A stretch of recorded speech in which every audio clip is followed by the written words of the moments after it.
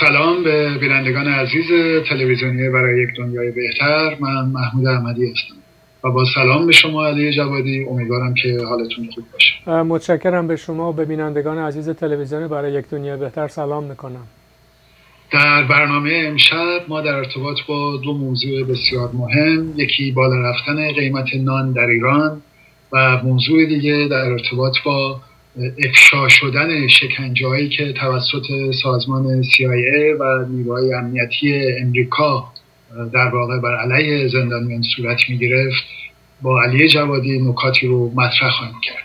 علی جوادی، همونجوری که می‌دونین رژیم جمهوری اسلامی اعلام کرد که نرخ نان تا 30% افزایش پیدا خواهد کرد.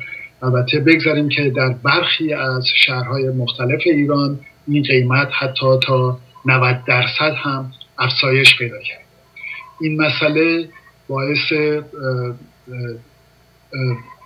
اخبارهای مختلف و باعث اعتراض مردم نسبت به این مسئله شده، به خصوص با در نظر گرفتن این که نان یکی از مایحتاج اولیه مردم در ایران هست. سوالی که مطرحه این که چی شد، چه عواملی باعث شد که دولت دست به بالا بردن نرخ نان در ایران بزنه؟ به نظرم این بخشی از تعرض رژیم جمهوری اسلامی به معیشت مردم و معاش مردم هست. گوشه ای از تلاشی هستش که در طول حاکمیت سیاه جمهوری اسلامی برای به زانو در آوردن مردم، برای مستاصل کردن مردم، برای به تمکین کشوندن مردم، برای به تسلیم کشوندن مردم انجام میشه. همونطوری که گاه و بیگاه تعرض میکنن، چوبه های دار رو برپا میکنن، همونطوری که به نیروهای بسیج و اوباش اسلامی خودشون رو در جامعه به جون زنان و جوانان میندازن، همونطوری که در کارخانجات به فعالین کارگری حمله میکنن، تشکلات کارگری رو مورد ضرب و شتم قرار میدن، فعالین حقوق مدنی و اجتماعی رو حکم اعدام براشون صادر میکنن، زندانی رو دستگیر میکنن. تعرض به معاش و معیشت مردم هم بخشی از تلاش سیاه جمهوری اسلامی برای بقای حاکمیت خودش است و در این راستا فقط معنا پیدا میکنه. میخوان مردم رو به زانو در بیارن، میخوان مردم رو گرسنه کنن. تصورشون این هست که مردم گرسنه کمتر دست به اعتراض بر علیه رژیم جمهوری اسلامی و بنیادهاش میزنن، نتیجتاً بخشی از پروژه بقای جمهوری اسلامی هست. مسلماً اهداف اقتصادی هم از این مسئله دنبال میکنن.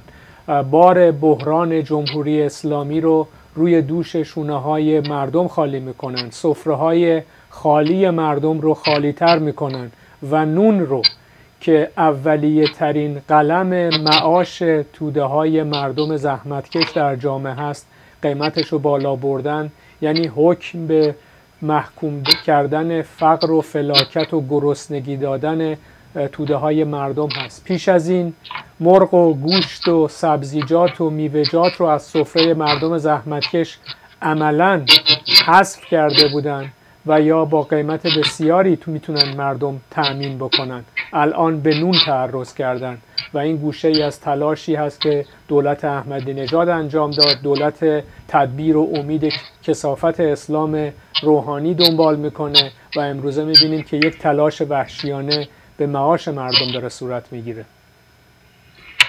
دولت روحانی داره ادعا میکنه که درآمد نفت اومده پایین و اینا میخوان بودجه رو در واقع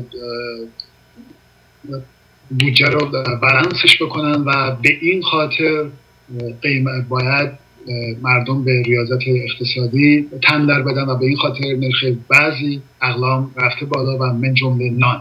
شما پاسختون به این دلایلی که رژیم جمهوری اسلامی میاره چیه؟ اینکه قیمت نفت پایین اومده یک واقعیت انکارناپذیر هست. اینکه اولویت‌های جمهوری اسلامی در تحمیل بار بحران و یا کمبود قیمت نفت، به اصطلاح پایین اومدن قیمت نفت رو توده های مردم زحمتکش باید بکشن، کاملا مسئله دیگری هستش. ببینید تو همین بودجه سال 94 که توسط هیئت دولت جمهوری اسلامی بسته شده و به مجلس اوباش اسلامی ارائه شده، هزینه‌های سپاه و هزینه‌های نظامی افزایش پیدا کرده، چیزی حدود 33%.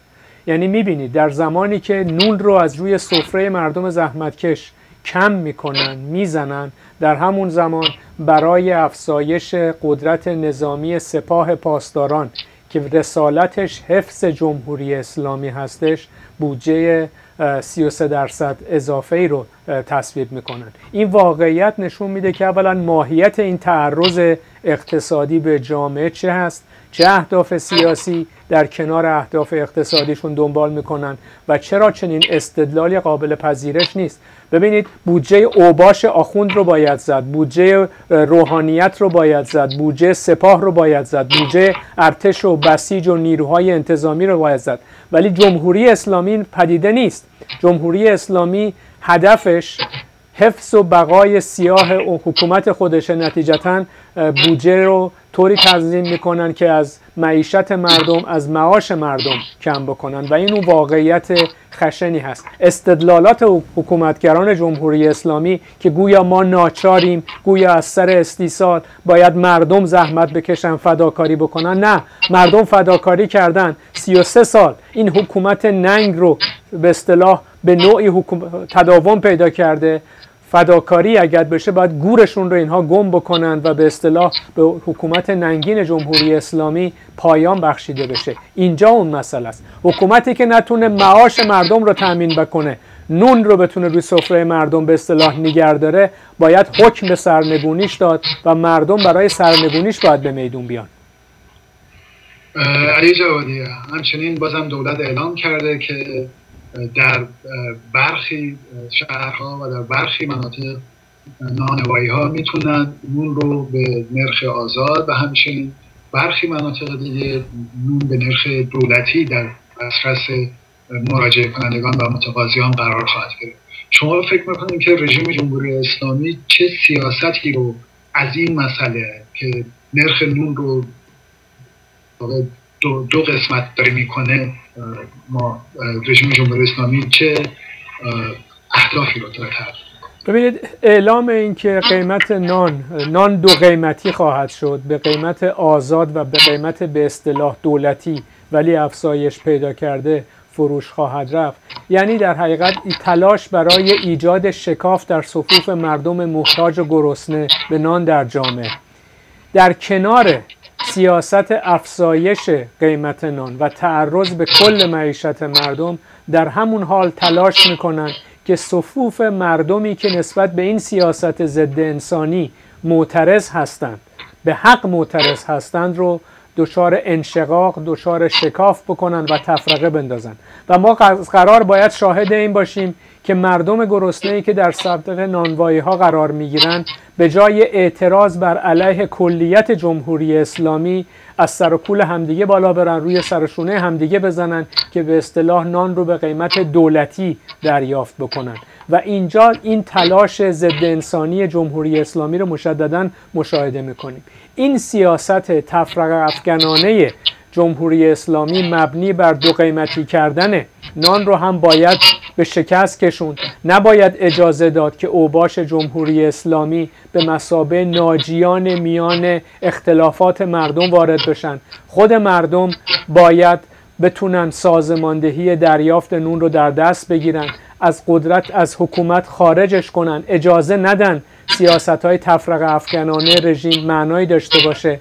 صف‌های نان و یا هر صف دیگری رو به صف اعتراض بر علیه کلیت جمهوری اسلامی، بر علیه گرانی، بر علیه تعرض به معیشت مردم، بر علیه سیاست تفرقه افکنانه حکومت جمهوری اسلامی تبدیل بکنن.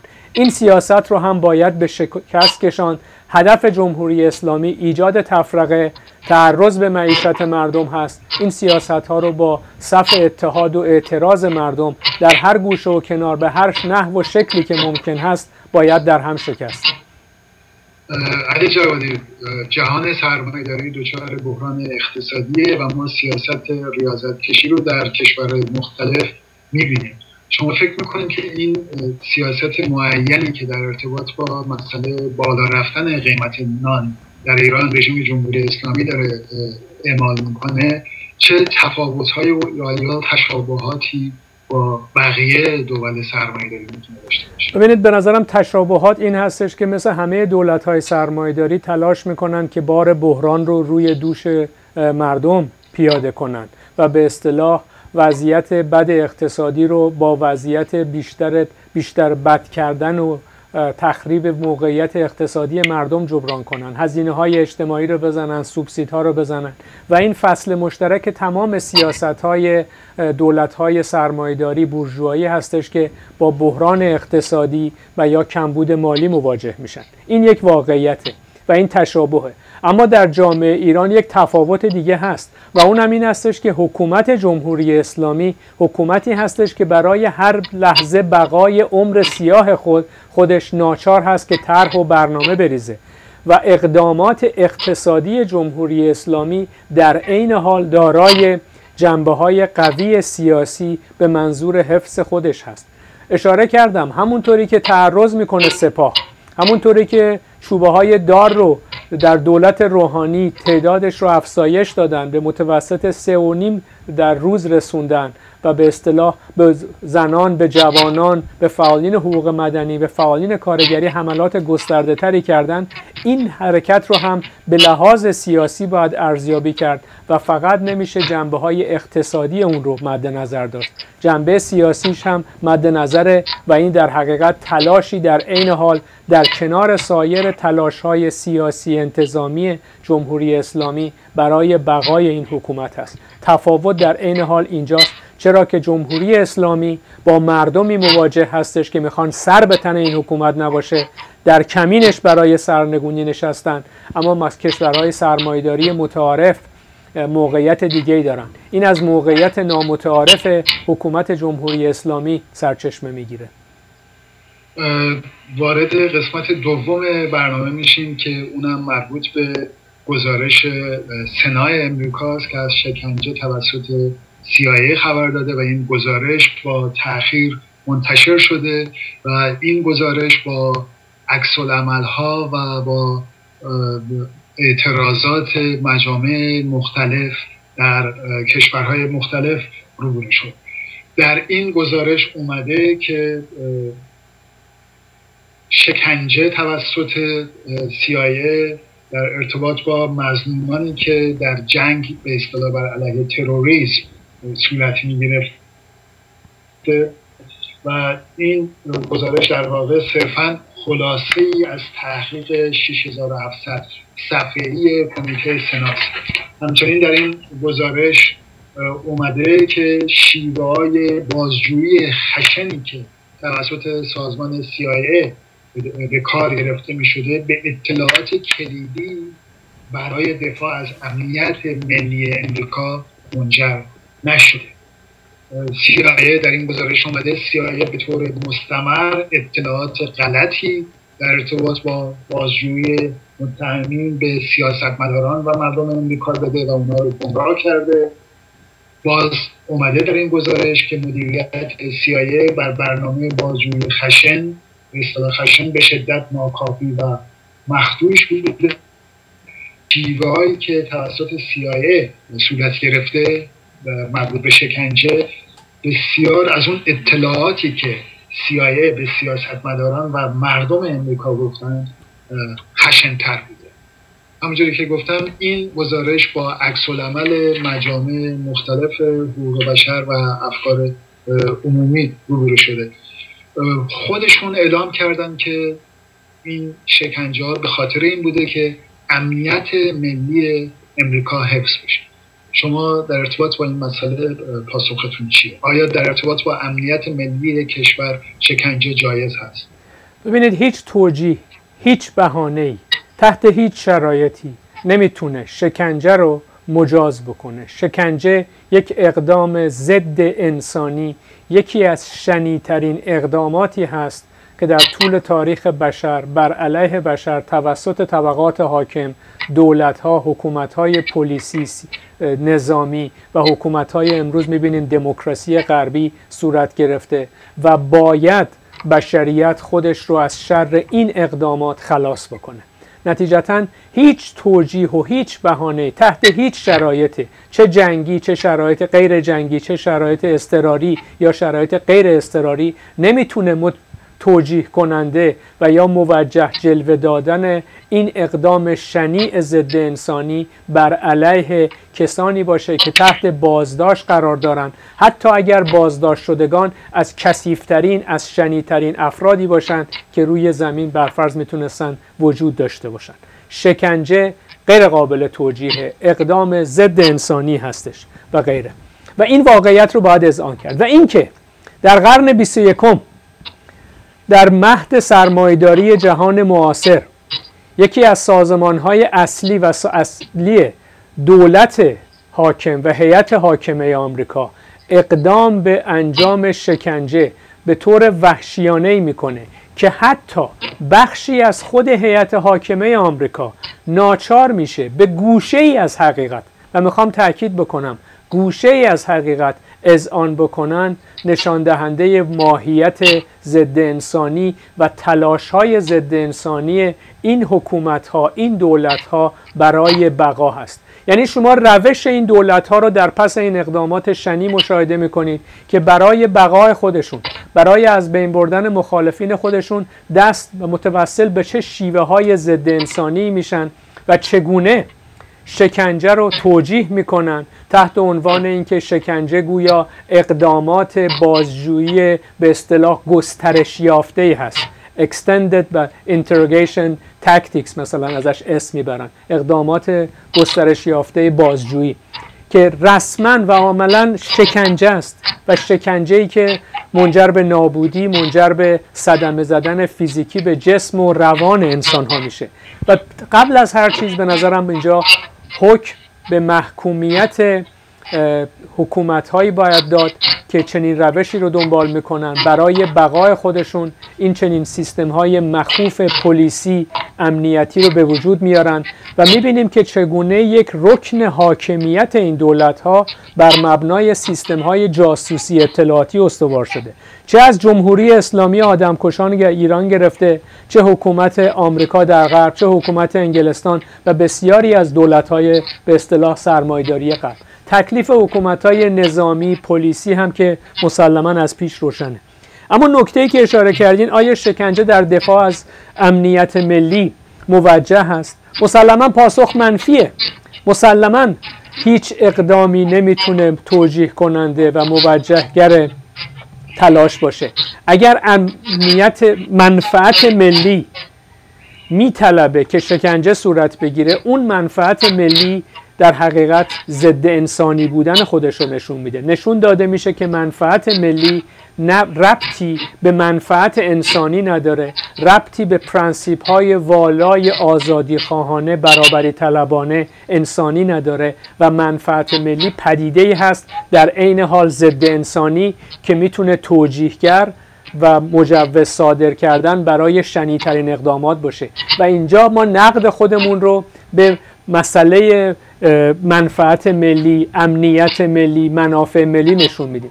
منافع ملی در حقیقت یعنی منافع طبقه سرمایه‌دار، یعنی منافع طبقات حاکم، نه منافع مردم آزادی خواه، نه منافع مردم زحمتکش، نه منافع مردمی که برای یک جامعه انسانی، یک جامعه آزاد و برابر، یک جامعه سوسیالیستی تلاش میکنن. و اینجا در این حال که حکم بر محکومیت دولت‌های سرمایه‌داری که در این پروسه درگیر هستن باید داد، در این حال باید افشا کرد ماهیت واقعی منافع ملی، امنیت ملی و توجیهات و خزعبلات این چنینی رو. علی جوادی، CIA و دولت امریکا و به خصوص جورج بوش که این شکنجه ها عمدتاً در زمان جورج بوش پسر صورت گرفت، این مسئله رو مطرح میکنن که مجبور بودن که شکنجه بکنن تا اطلاعات بگیرن و اون کسایی که شکنجه شدن کسایی بودن که مظنون به اقدامات تروریستی بودن و برای اینکه جان آدمای دیگر رو حفظ بکنن و نجات بدن مجبور شده بودن که شکنجه بکنن و اطلاعات بگیرن. شما پاسختون چیه؟ آیا برای حفظ جان یه سری آدما شکنجه کردن فرد مجاز هست یا نه؟ به هیچ وجه. به هیچ وجه. شکنجه مستقل از ثمرات و نتایج حاصل از شکنجه اقدام غیر انسانی هست و از نقطه نظر ما عمیقاً و به طور همه جانبه‌ای محکوم هست. به نظر ما نباید وارد این شد که آیا شکنجه دارای ارزش مصرف مثبتی برای جامعه هست یا نه و بعضی قیمت تو بر مبنای اون ادعایی که میکنند قیمت حفظ جان آدمای بسیار زیادی. ببینید دقیقاً ببینید که ما رو در مقابل یک انتخاب قرار میدن. این انتخاب رو ما ناچار نیستیم که بپذیریم و وارد این عرصه و سطح از به اصطلاح انتخاب بشیم که بین شکنجه و بین به اصطلاح حفظ جان عده‌ای انتخاب بکنیم و انتخاب رو به شکنجه بدیم. ما این انتخاب رو رد میکنیم. این پروسه از ابتدا به ساکن یک پروسه ضد انسانی هستش که باید کلیتش مورد نفی و به اصطلاح محکومیت قرار بگیره. تلاش برای حفظ امنیت، رفاه و آسایش مردم پروسه‌ای نیست که از طریق سازمان‌های امنیتی اطلاعاتی صورت بگیره. وقتی که دستگاه‌های امنیتی اطلاعاتی جامعه اعلام می‌کنند که ما برای حفظ جان برخی به اصطلاح ناچاریم شکنجه بکنیم، باید گفت دروغ میگید، برای حفظ حاکمیت طبقه حاکمه این کار رو میکنید، اقدام ضد انسانی انجام میدید، نمیتونید توجیه بکنید که برای رسیدن به یک هدف انسانی یعنی نجات جان آدم ها شما از طرق غیر انسانی و روش های غیر انسانی استفاده میکنید. نمیپذیریم از شما. این تلاشی برای توجیه دروغگویی به جامعه هستش، همونطوری که دروغ گفتن به دولت خودشون بنا به ادعای بخش دیگه از هیئت حاکمه آمریکا، این رو هم به جامعه و به مردم دروغ میگن. شکنجه کاتگوریکلی به طور کلی ضد انسانی، باید از صحنه جامعه بشری به همراه دستگاه‌هایی که شکنجه رو انجام میدن، چه آمرین و چه عاملینش، برچیده بشه. مسببین این پروسه باید محاکمه بشن. اینم باید گفته بشه که این ادعاها که گویا شکنجه فقط در زمان جورج بوش پسر صورت گرفته، یک تلاشی برای به اصطلاح تخفیف دادن اقدامات وحشیانه‌ای هست که این سازمان‌های امنیتی انجام میدن. این سازمان‌های امنیتی مثلا سازمان CIA، سازمان MI6، سازمان پلیسی اسرائیل، سازمان پلیسی جمهوری اسلامی، ساواما، ساواک و کل این سازمان‌های امنیتی اساساً بر این مبنا استوار شدن که مخالفین خودشون رو از بین بردارن. سازمان‌های پلیسی امنیتی هستند، ستون فقرات حفظ حاکمیت هستند. این سازمان‌ها بهشون نیامده که از مصالح مردم دفاع کنن. اینا خودشون موقعی که باشه بیشترین تعرض به مردم میکنن. ما دیدیم توی آمریکا در فرگوسن چگونه پلیس به اصطلاح جوان سیاهو میکشه، در نیویورک چطوری میکشن و اینها نقششون حفظ حاکمیت طبقه حاکمه است و تداوم بخشیدن به اون. این تلاش که بگن ما به خاطر مصالح مردم میکنیم خیلی لوکس و به اصطلاح وارد بحث آکادمیک شدنه. از این اوباش چنین مقولاتی رو نباید پذیرفت.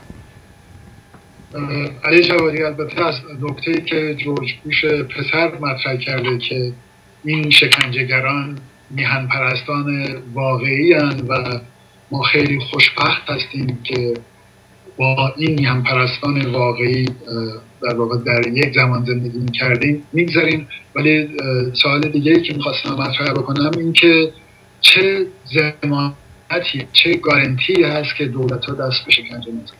اجازه بدین از این سوال نگذریم. این سوالی که جورج بوش مطرح کرده مسئله واقعی هستش. ببینید اگر جورج بوش ادعا میکنه اینا میهن پرست هستن، ما حتما این ادعا رو میپذیریم. این کسانی که در شکنجهگران CIA میهن پرستان هستن نشون این هست که میهن پرستی و شکنجه در عین حال با هم قابل جمع هستند و ظاهراً گوشه‌ای از میهن پرستی دست به شکنجه بردن و تلاش برای اقدامات وحشیانه‌ای هست که سر و صدای بخش دیگه از خود هیئت حاکمه آمریکا را در حقیقت درآورده و باید به این مسئله اشاره کرد. و این اون تلاش اولیه است که تنها و تنها انسانگرایی و متضمن شدن رفاه و آسایش همگان در جامعه هست که میتونه تضمین بکنه که برفرض چنین اقدامات شنیعی صورت نمیگیره. این واقعیت در حقیقت داره نشون میده که میهن پرستی، ناسیونالیسم در عین حال هیچ ربطی به انسانگرایی، آزادی خواهی نداره، شکنجه رو موجه میکنه، جنگ بر علیه مردم رو با میهن پرستی توجیه میکنن، در زمان جنگ در بوق و کرنای میهن پرستی میکنن و جوانان یک جامعه رو به نفع طبقات حفظ حاکمیت طبقه و حاکمه و رقابت با رقبا یک کشورهای دیگه به جنگ میفرستن، نابود میکنن. و ناسیونالیسم ارزش مصرفش در حقیقت چیزی جز این نیست. ناسیونالیسم یا میهن پرستی تلاشی برای مردمداری یا مردمی بودن نیست، حتی اگر بخوایم از این الفاظ استفاده کنیم، تلاشی برای حفظ سلطه طبقه حاکمه استثمارگر، استبدادی و بعضا دموکراسی در این جوامع هستش. اما به قسمت دوم که چه ضمانتی وجود داره، ببینید یه واقعیت اینجاست، در این حکومت ها هیچ ضمانتی نمیدن که شکنجه نمیکنن، به هزار شکل هنوز دارن توجیه میکنن. هنوز حکومت رؤسای CIA دارن اعلام میکنن که شکنجه انجام شده، بعضن گویا چند تا مأمور خودسر این اقدامات رو انجام دادن، ولی کل اقداماتی که انجام شده قابل دفاع بوده و ازش دفاع میکنن. اما چه ضمانتی هست؟ تنها و تنها به نظرم حکومتی که تضمین بکنه که انسانگراست، حکومتی که تضمین بکنه آزادیخواه، برابری طلب و سیاست‌ها و روشش برای حفظ مصالح مردم برخلاف اهداف انسانی نمیتونه قرار بگیره. تاکتیک نمیتونه مخالف استراتژی باشه. اگر استراتژی شما حفظ حاکمیت مردم، سعادت، خوشبختی و یک جامعه آزاد و باز سوسیالیستی هست، نمیتونید به روش‌های متوسل بشید که در عین حال خشونت، شکنجه بر علیه بخشی از جامعه رو در سطح فردی و غیره گسترش بده. این رو باید توضیح داد که تنها و تنها ضامنش این هستش که جامعه چه معیارها و چه شاخصهایی داره و چه تلاشهایی انجام بده. حکومت طبقات کنونی، حکومت سرمایه‌داران، حکومت نظامی، حکومت پلیسی، حکومت اسلامی ناچار و نیازمند هستند که دستگاه‌های پلیسی، امنیتی، شکنجه، بازجویی خودشون رو داشته باشند و ماهیت این دستگاه‌ها اون چیزی هست که امروز مشاهده می‌کنیم و گوشه ایش برملا شده. قابل تعجب نیست، همواره ما گفتیم، امروزه به این حقایق بخشی از خود طبقه حاکمه هم اذعان کرده. علی جوادی، عواملی نظر شما میتونه دخیل باشه که دیپلماسی سری و یا مسائل امنیتی نداشته باشیم و دولت‌ها مجبور نشن که برای حفظ مسائل امنیتی دست به شکنجه بزنن؟